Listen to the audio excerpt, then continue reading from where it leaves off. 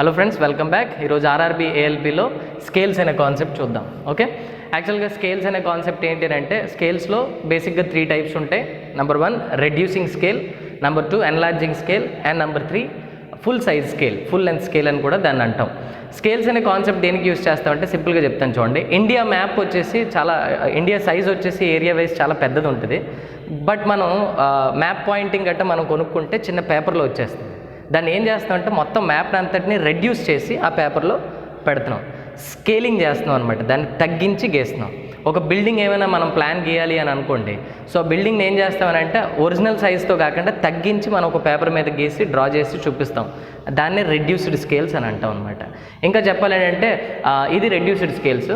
Coming to enlarged scales. Enlarged scales అంటే మనకందరికీ బాగా తెలిసిన రాజమౌళి సినిమా ఏగా ఉంది కదండి.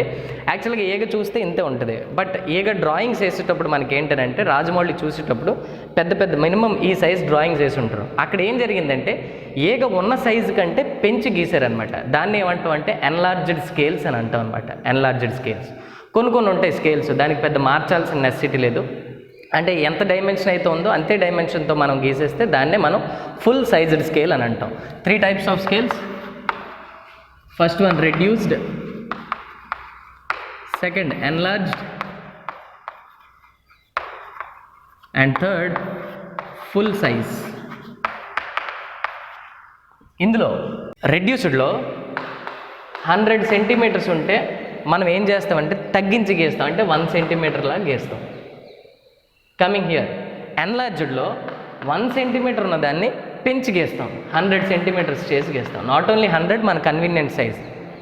ఫుల్ సైజ్ వచ్చేసరికి 1 సెంటీమీటర్ ఉంటే 1 సెంటీమీటరే గీస్తాం. ఓకే, దీన్ని ఏమంటామంటే యాక్చువల్ సైజ్ అంటాం. దీన్ని ఏమంటామంటే డయాగ్రామ్ లెంత్ అని అంటాం. Actual length, diagram length. So దీన్ని మనం ఒక చిన్న ఫార్ములాలో కనుక రాసుకుంటే దాన్ని ఏమంటామంటే రిప్రజెంటేటివ్ ఫ్రాక్షన్ అని అంటాం అనమాట. దాన్ని సింపుల్గా ఆర్ఎఫ్ అంటాం, రిప్రజెంటేటివ్ ఫ్రాక్షన్.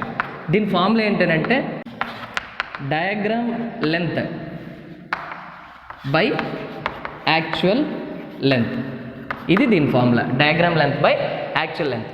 చూద్దాం, రెడ్యూస్డ్ స్కేల్స్కి ఒకవేళ ఆర్ఎఫ్ కానీ తీసుకుంటే మనం ఇందులో రెడ్యూస్డ్ స్కేల్లో డయాగ్రామ్ లెంత్ ఎంత?